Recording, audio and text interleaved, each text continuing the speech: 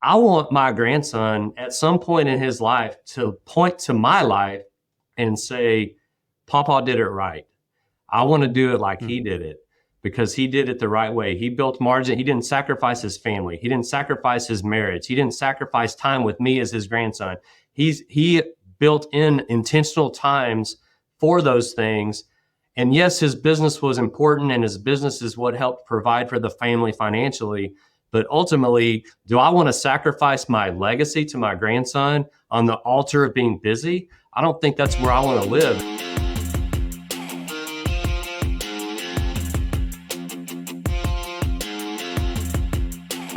Welcome to the How Leaders Think podcast, a show that transforms you by renewing your mind and giving you new ways to think. I am your host, Kenny Lange, and with me today is the Kelly Clark. He is the founder, owner, and business coach extraordinaire of Brick Street Coach, LLC, by the way. He is the coach that meets you where you are. He knows the daily grind of running a business and that it drains small business owners of their time and their energy, which is precious and non-renewable, I might add. He believes that small business owners are the lifeblood of their communities and they deserve to have the time and energy needed to focus on growing their businesses, along with their personal lives and all the other things that matter to them, right? By using proven frameworks, he helps small business owners find that time and regain their energy so they can pursue those passions and grow their business and contribute to their communities. Welcome to the show, Kelly. Thank you, my friend, Kenny. Man, it's so good to be here. It's such an honor to be in the presence. You called me the Kelly Clark. I feel like I'm in the presence of the Kenny Lange. And so it's such a treat to be here, man. Thanks for inviting me. I appreciate that. Not taken away from the encouragement that you just gave me, but and my head may be too large to get out of my office after this is done, but I actually have a couple of social media handles that say the Kenny Lange because Kenny Lange was already taken. So now it feels like that I feel like I stepped off in it. That just proves that you're smarter than me, because when my Twitter handle wasn't available or when my Instagram handle wasn't available, I just did the old fashioned underscore. And if that didn't work, I did underscore. So like my Twitter handle is Kelly __ Clark because I wasn't smart enough to add the in front of it. No, you created a dramatic pause in between your first and last names. Like, my name is Kelly. Go on. Just wait for it. Clark. That's right. Oh, okay. Now I'm with you. The one thing your bio is clearly missing is that you are a Metallica fanatic. Yes, sir. I don't know if Metallica fan base has a name like Metalla Heads or something like that, but it's probably worth starting. I don't think they have a unified fan base or anything. You might could start that. We're going to start it right here, right now. Okay, I'm in. All right. Well, if that's the direction the podcast is going to go today, we can have this conversation. We might need to do several episodes because I can break the Metallica anthology into different segments and I can talk about each one of them for massive amounts of time.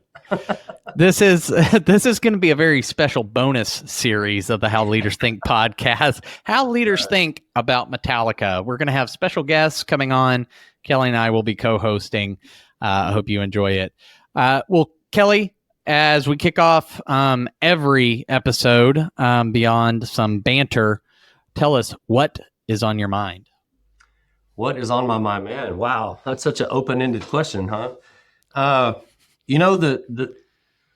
The thing that comes to my mind first is I just came out of a meeting earlier today that I got an invite a week or two ago to attend the Generosity Tyler fall event or whatever. Mm-hmm. I'm not even sure what the official name of it was, but because they sent me an email, I accepted and registered for the event.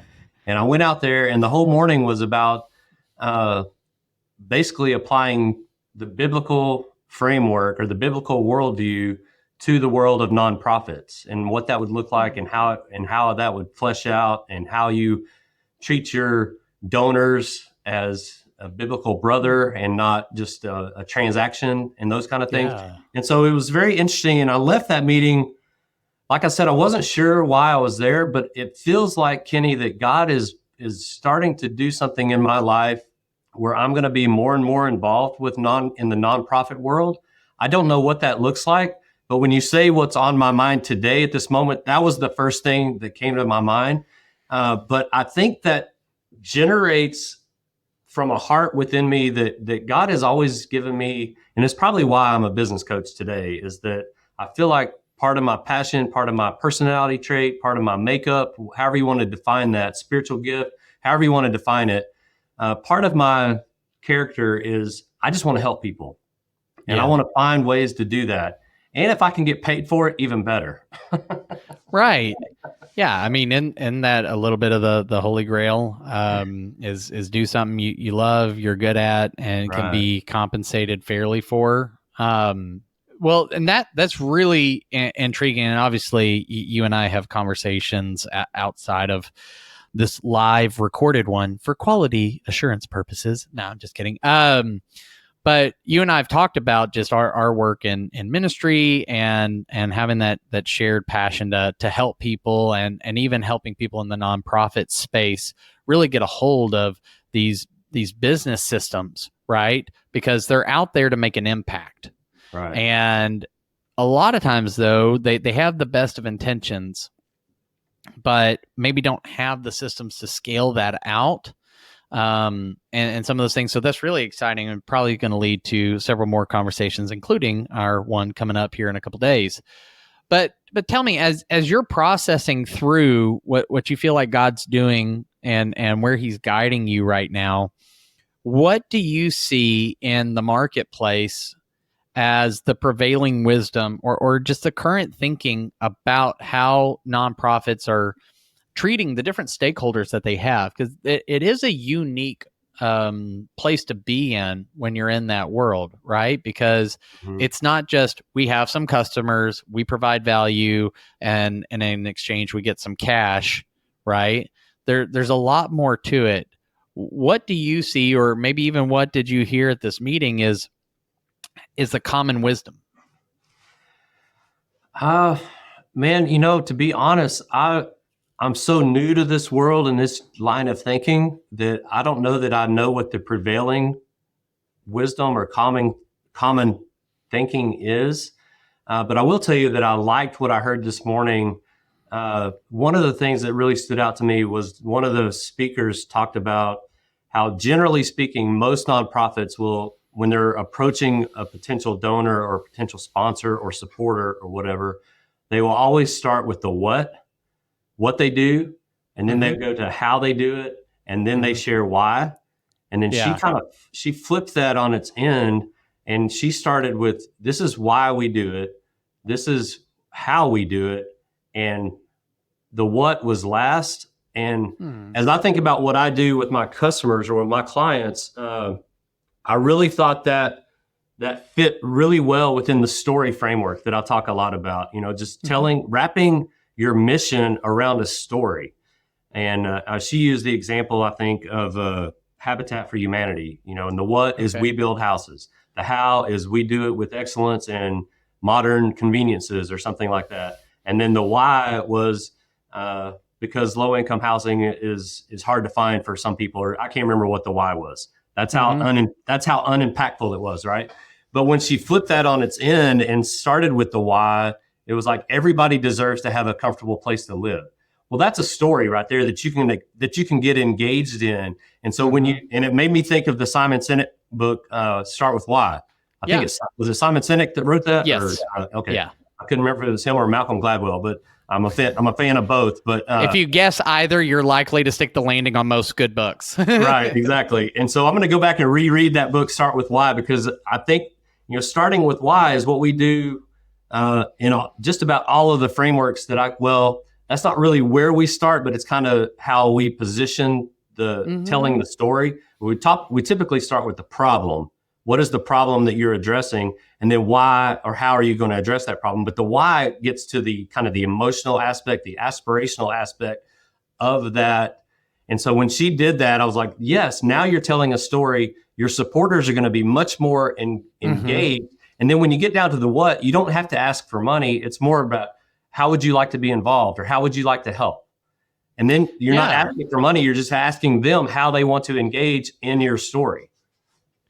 I love that. That's fantastic. And in part of it reminds me of part of the work I do with System and Soul. We have a piece that brings in a why, like what you were describing is this long-term destinations. Like, we're going to do, what big thing by when, which a lot of, systems and frameworks have. And then we talk about a why. And when I talk to clients about it, I tell them, it's like, this has to be compelling, like all the way around. It can't just be to the senior leadership team or the board or the owner or the founder or whatever it happens to be.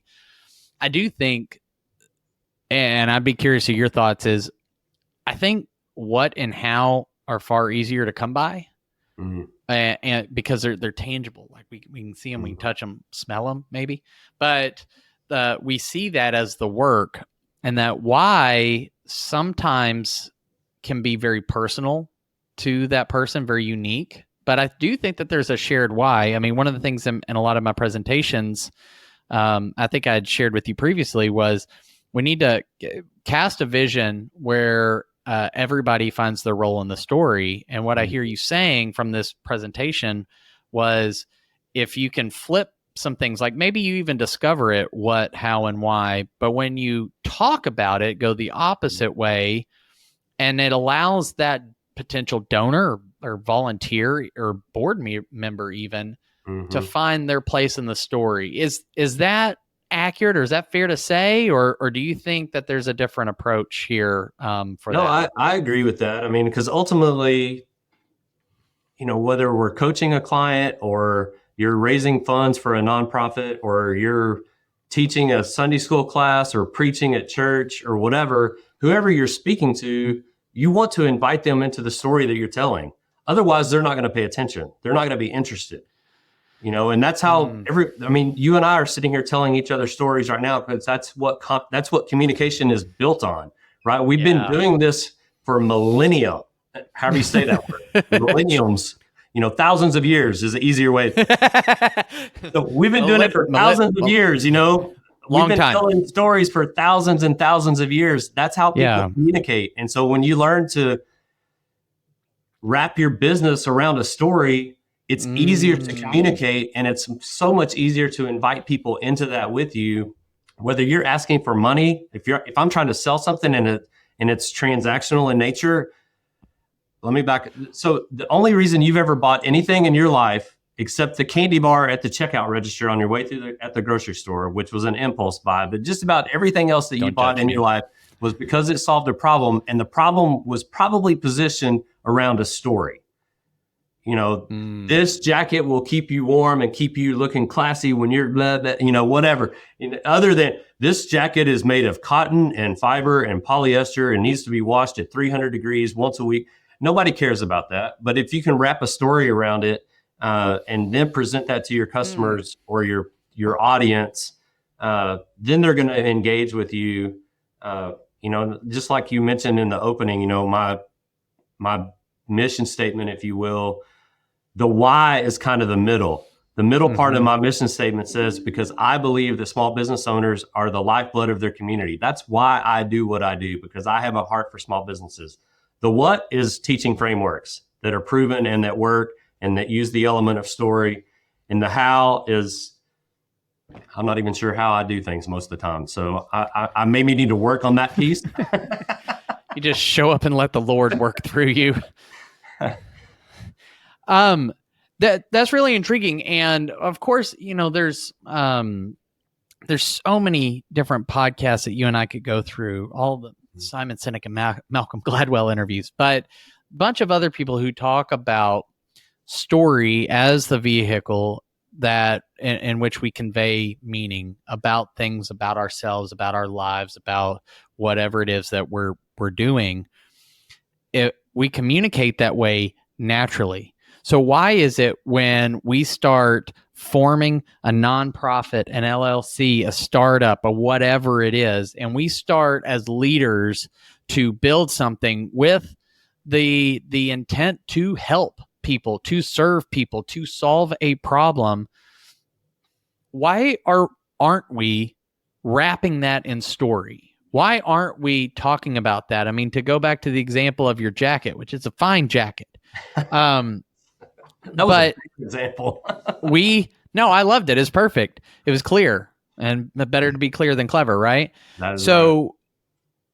But they go in and they're talking about how the thread count and the washing and this, and it'll keep you warm. It can withstand 32 degrees, Fahrenheit, Celsius, whatever, it is. So why is it so difficult for leaders to take what they're doing, which oftentimes I believe to be a noble endeavor, nonprofit or not, nonprofit, for-profit, doesn't matter. I still think leadership is a noble and courageous endeavor. But why aren't we bringing story into that intentionally if what we're doing is noble, if it is a good cause, if it is helping people to, I love the term you used, invite them in, whether it's employees or customers? What's the roadblock? Man, that's a great question. The first thing that comes to my mind is I just think that we get so caught up in the transactional side of things that I have this, I'm not sure, it's my fault because you asked me what I was thinking, and that's how we landed on nonprofits. And so I'm not speaking from an area of expertise at all, but I'm going to kind of shift back into the business world. So when a person starts their business, let's say, they started that business because they had a passion for a product or a service that they wanted to bring into the world to make the world a better place. Mm-hmm. And then their passion and their energy and their drive is what helped them get that business started. Well, then all of a sudden you figure out you're running a business, whether it's a for-profit business or a nonprofit business. You're running a business, and then everything, it seems to shift, probably because we get busy and we don't give ourselves the space to create the story. We get busy. And so in an effort to be efficient, if you will, we condense everything to just the transaction to, I'm going to give you this, you're going to give me money, and that's how the relationship is going to be. But if we have the time, and that's why I love what I do, is because I try to help business owners find time and regain the energy that they need. Because when we move from working out of our passion into actually running a business, and most small business owners that started their business, and this is not meant to sound condescending, but most of us got into business because we had a passion for a product or services that we wanted to bring into the world, not because we knew anything about running a business. And it's our initial drive and passion that gets that company started. Well, then you got a business to run, you got a company to run, and you get caught in what I call the daily grind. You get caught on the hamster wheel, and you get caught in the daily grind, and now you're just trying to keep that thing moving. And you don't have time to think or to work on your business. And so you get wrapped up in the business. And I think when we do that, I think the natural response is to do what is quick and easy, rather than what is thoughtful. And so Abraham Lincoln was quoted as saying, he back during the Civil War, he was writing letters to some friends or something. And he said, he wrote a long letter to one of his friends, and he said, he closed this letter by saying, I wish this letter could have been shorter, but I did not have the time.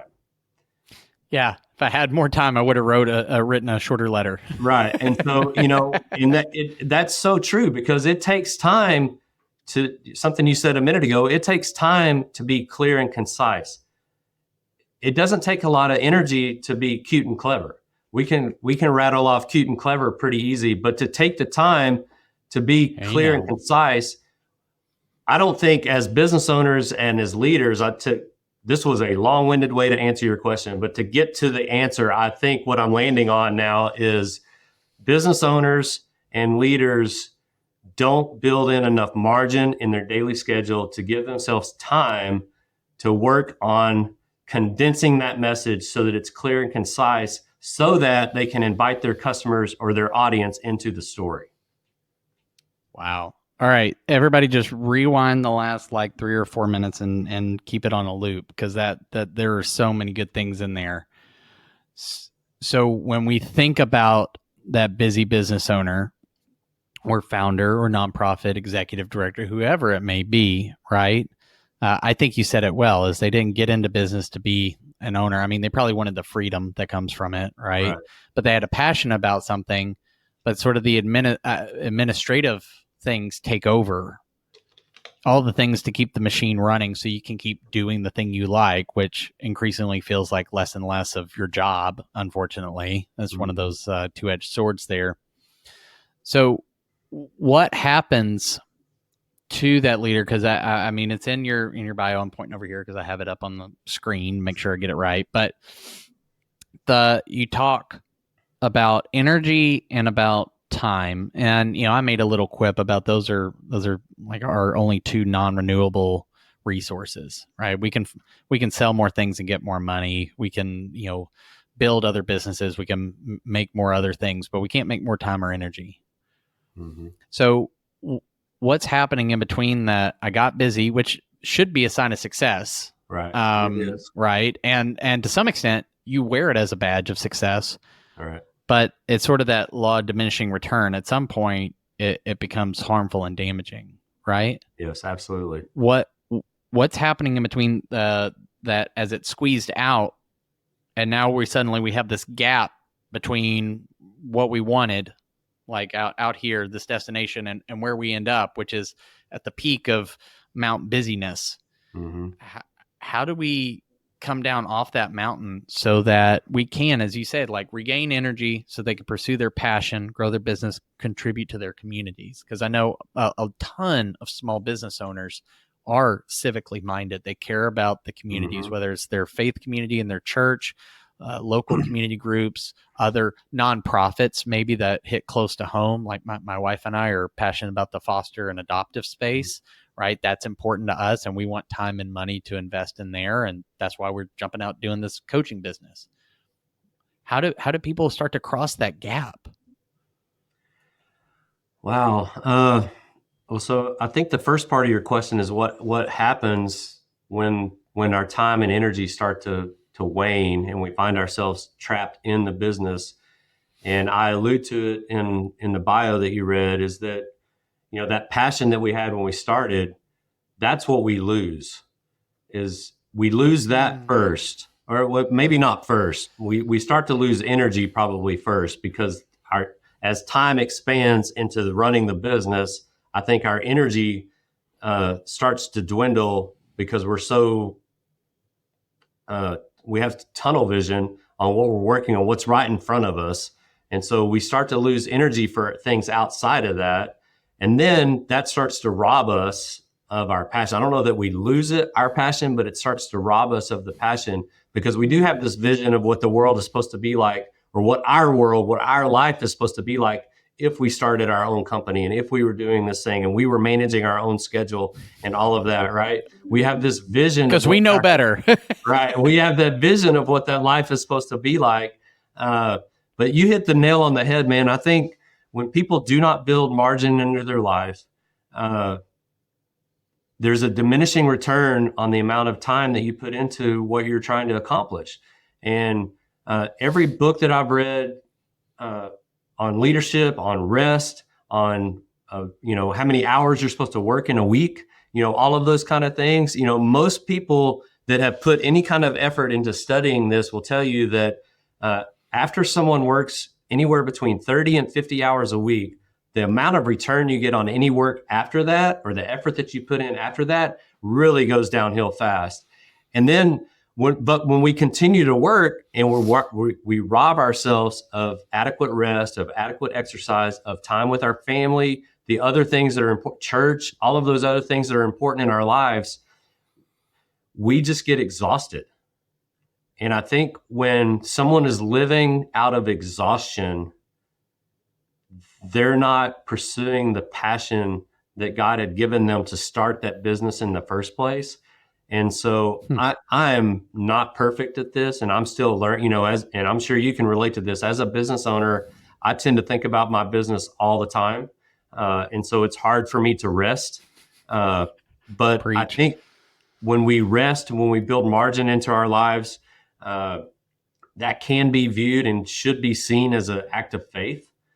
That if we take this hour or we take this day, to use the biblical example, if we take this day and we rest on this day, if we use that as an act of faith, that rest. So let me finish my statement and then I'm going to use it. I'll say something else. But that rest should give us the energy to propel us for the next 6 days. But society has reversed that. And now we kill ourselves for 6 days and we say we're going to rest for one, or how many songs we're working for the weekend, Kenny? Thank God it's Friday. All of those things that exist in our society is because we got it backwards. We work first and then we try to rest to recover from the work. Where if we reverse that and we rest first and then we produce second, you're automatically building margin into your life, and that's going to give you more energy. It's going to allow you to make better decisions as you move through the week, because you know that you're resting to work. You're not working so that you can rest. I don't know if that makes sense or not, but and I know, what's the word I'm looking for? If you read the Bible, God created the world in 6 days and then he rested. And so maybe that's where we got that from. But I really think rest should be first and then work should be after that. And when I embrace that mindset and I truly rest, let's say on a Sunday, for example, if I truly rest on Sunday, I'm so much more productive Monday through Saturday than if I reverse that and I'm killing myself Monday through Saturday and I can't wait for Friday to get here because I'm ready for the weekend. By the time the weekend gets here, I'm no good to my family. I'm no good to my church. I'm no good in any other area of my life. And so I think it's important to find a way to build that margin into your life. And whether it's as easy as when you send out calendar invites, instead of sending them for 40 or for an hour, send them for 45 minutes. And Google actually has a feature now where you can do that automatically. And a lot of calendaring features do meetings. that. But the default is generally 30 minutes or an hour. Well, make that 20 minutes and 45 or 50 minutes instead of an hour, and start building and then when you build in those 10 minutes and 15 minutes of margin, by the end of the day, you've built in an hour or, hour and a half where you're not really working and you're not running from meeting to meeting and you're not living in exhaustion. And if we could build that in on the weekends, even better. That is phenomenal. And also to quote somebody, a Facebook friend, that was rudely accurate for me. So we should definitely talk more. As I said, I'm not perfect at this either, and I still get it backwards sometimes. Yeah, I get it backwards a lot. That's actually something that I've wrestled with for years. Now that this is my second go round of running a business, I'd like to think I'm a little better, faster, stronger, whatever it is. And in some regards, I think I am. But that high drive, which most like entrepreneurs, leaders, founders, they have that high drive. And like you said, we're thinking about it all the time, and it's hard to switch that off.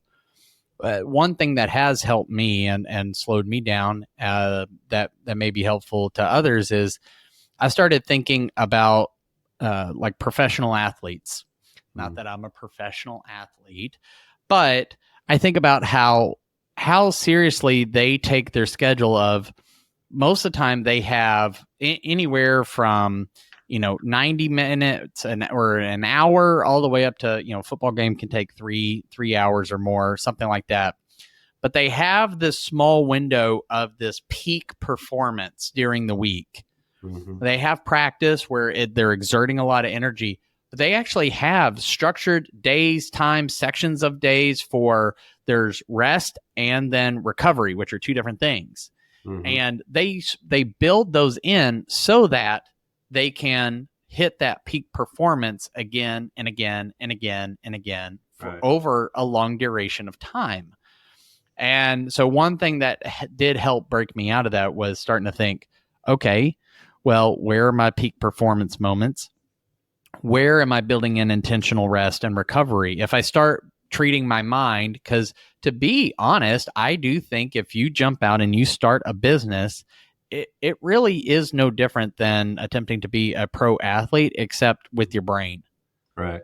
And I'm not calling athletes dumb. I'm not saying that, but there's a clear exertion of physical energy. But when you don't see it because it's in the 4 inches between your ears, right, it can be perceived as, well, that's not an effort. That's just thinking.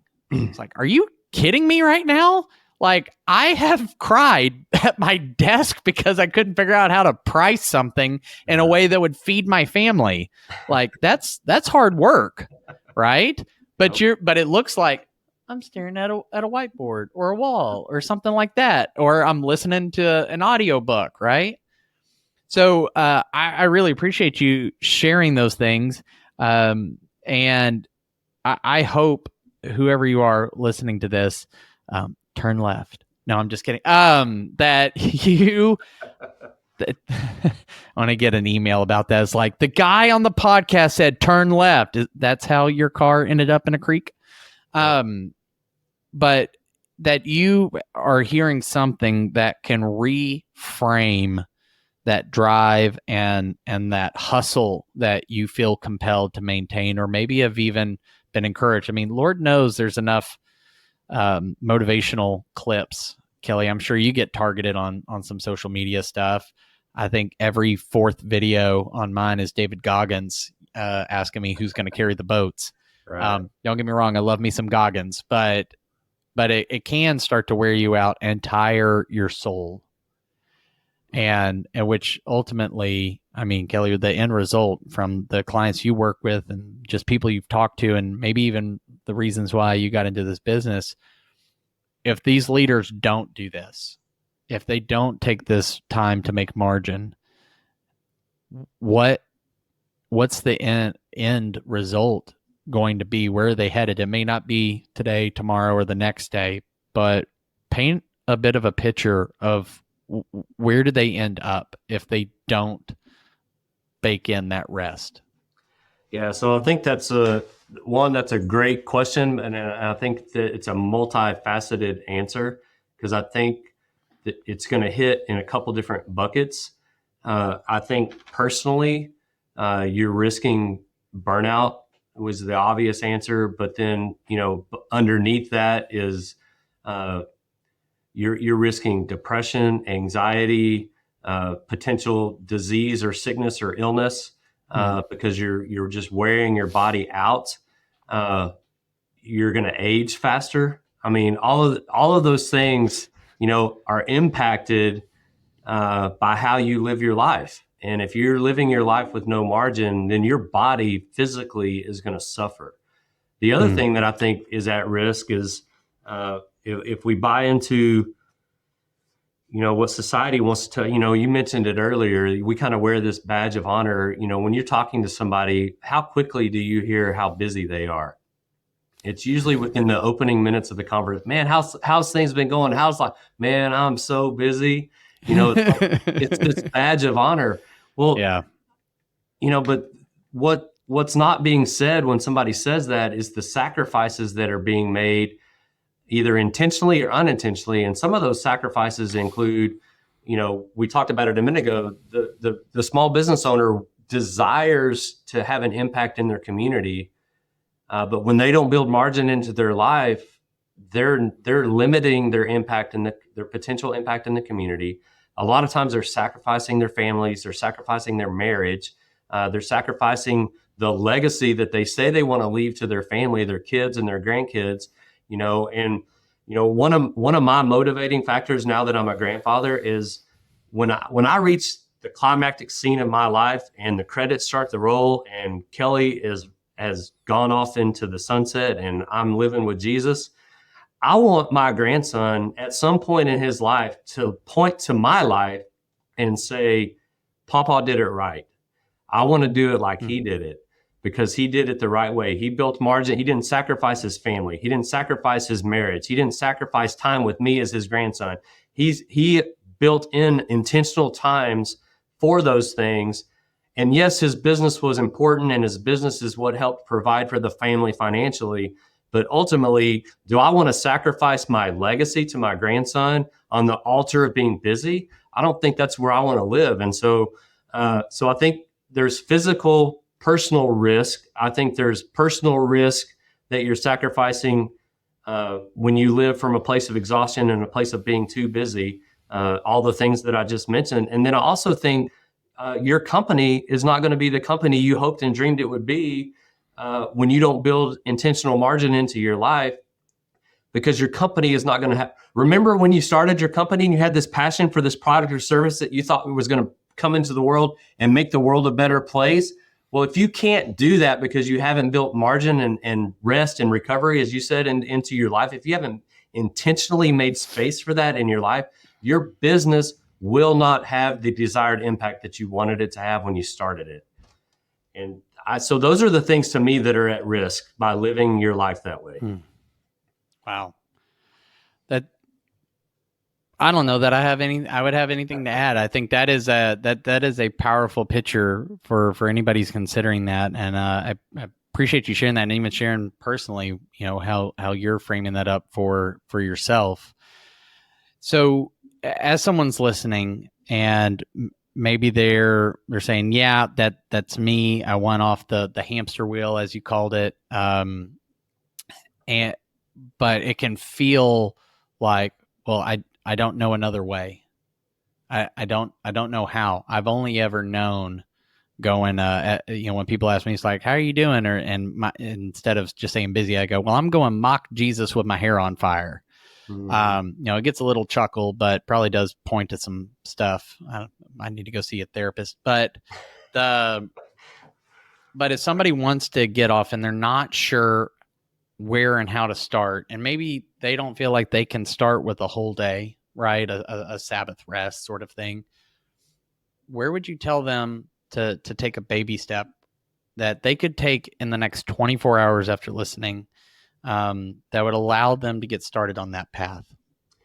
Yeah. So the first thing that I would probably do is, I kind of alluded to this earlier, is look at your calendar tomorrow, and is there an opportunity for you to shorten one of your 1 hour meetings to 45 minutes? And then take that 15 minutes that you just gave yourself back. And instead of doing what you would qualify as work, maybe take a walk, maybe open your Bible, read the daily verse out of the YouVersion, the verse of the day out of YouVersion, and just meditate on that for a couple minutes. But do something that you wouldn't qualify as work. And it could be as simple, Kenny, as getting up and walking across the building to where the refrigerator is and getting a bottle of water. And instead of coming straight back to your desk, maybe walk around the building. But the longer answer to that's something they could probably do tomorrow. The longer answer would be maybe this weekend, when you're resting on Sunday or Saturday, whenever you find your time to rest and truly sit down on the couch, and maybe even have your day timer out so you can say you're working. But what I would, and I would go back to something you said a few minutes ago about operating out of your best moments of the day. I can't remember exactly how you framed that, but everybody knows their internal clock, if you will, or I know for me personally, I'm a morning person. I don't get up out of bed singing and whistling, and I'm not in a good mood when I first wake up. But I love the mornings because they're quiet. I love the dark. I love getting up and having coffee. But I know that for me, the best time of day is generally between 6 a.m. and about 1 or 2 o'clock in the afternoon. And so I'm going to do my front stage work, my primary work. I'm going to schedule my appointments. I'm going to do all the heavy lifting on my day. I'm going to try to schedule it between those hours. And then after 2 o'clock, that's when you can do some of the other things that maybe it's cleaning up email or scheduling your day for the next day or the next week or whatever. But do that in your off-peak hours that doesn't require as much brain energy between the 4 inches between your ears that you referenced earlier. Do those kind of things in your off-peak hours. And I think just by making that shift alone, instead of this mindset of I have to work 8 to 5, well, maybe you don't. Maybe your best time is 8 to noon. Maybe your best time is from 1 to 4. Maybe your best time, I don't get these people, but because I'm not one of them, but maybe your best time is from 3 o'clock in the afternoon until 8 o'clock at night, or from 5 o'clock in the afternoon until 11 o'clock at night. Whatever your best time is, that's when you schedule your heavy lifting for yourself, for your business, and then in the off-peak hours, that's when you want to take those walks or do that meditation or practice your guitar or go for a run or ride your bike or spend time with your wife or go for a walk with your grandson. Those are the moments, in your off-peak hour. Not that you don't want to give your best time to your family. That's not what I'm saying. I'm talking specifically about work, the work Monday through Friday work week. Yeah. Schedule your week around your top peak performing hours, and then schedule the other stuff in your off-peak hours. And I think if you do that, you'll find yourself with opportunities to rest and recover and not be exhausted. I love that. What's funny is I'm opening my phone because I'm trying to remember the name of this app. It's called Rise Sleep. I started using it a couple months back. Funny enough, it does show 2 peaks for my energy based on how much sleep I'm getting. And I don't want to get into the all in depth and into this piece, but you're spot on, and it's something I don't think I've paid enough attention. So even now I'm thinking through that. It's like I got a couple more days left in this week. I might need to go take this advice and do that after we get off this podcast. Well, Kelly, I appreciate the conversation. I certainly don't think this is going to be the last one that we have for the podcast, because I think there's just many more topics that I'd love to pick your brain on, and I think our audience would love. If somebody wants to know more about you and your work and what you're doing, or maybe just reach out and ask a question, where would you send them and how can they connect? Sure, absolutely, man. First of all, let me just say what an honor it's been to visit with you today. As I'm getting to know you, we only met a couple months ago, but I feel like we've become close friends already. And I'm looking forward to future conversations and future time with you. It's been an honor for me to be on this podcast with you today. Thank you for the invite, and I've enjoyed the conversation. Hopefully we're not creating too much work for your editor, and he can make sense of some of my ramblings. But now I did it again. I rambled so long I forgot what how to get in touch with me. Yes. If you are interested, if you have found yourself on the hamster wheel, and my bio that Kenny read at the beginning resonates with you, if you feel like that the daily grind of running your business has drained you of your time and energy, and you want to find a way to get out of that, there's 2 ways. The easiest ways to find me is brickstreetcoach.com is my website. You could also send me an email at kelly@brickstreetcoach.com. And I am one of these guys that I will respond to every email inquiry that I get. And on my website, there's also other ways to interact with me. You can schedule a 30-minute call with me for free. There's a business assessment that you can take to kind of give you a red light, green light on how your business is currently doing. And then we can schedule a call, and I review that with my clients for free. Like I said at the beginning, I love to help people. And I don't want to treat every interaction with another human being as a transaction. And I don't want to monetize every conversation. And so a lot of the things that I do, I offer for free just because I want to help people. And if we find a way to work together and you feel my services are valuable to you, and you then want to exchange that value for a monetary prize, I'm not against that. And I do look for opportunities to make that happen. But that's how you can interact with me. Kelly Clark at brickstreetcoach.com, or brickstreetcoach.com is the website. And we also will link up your LinkedIn profile. So we'll have the website, your email address, the LinkedIn profile, and you heard it. He will respond to every email, including spam. Now, I'm just kidding. I don't want to. That's how rumors get started. Well, Kelly, thank you so much for coming by and dropping some wisdom on us. To everybody listening, until next time, remember, change the way you think, you'll change the way you lead. We'll see you.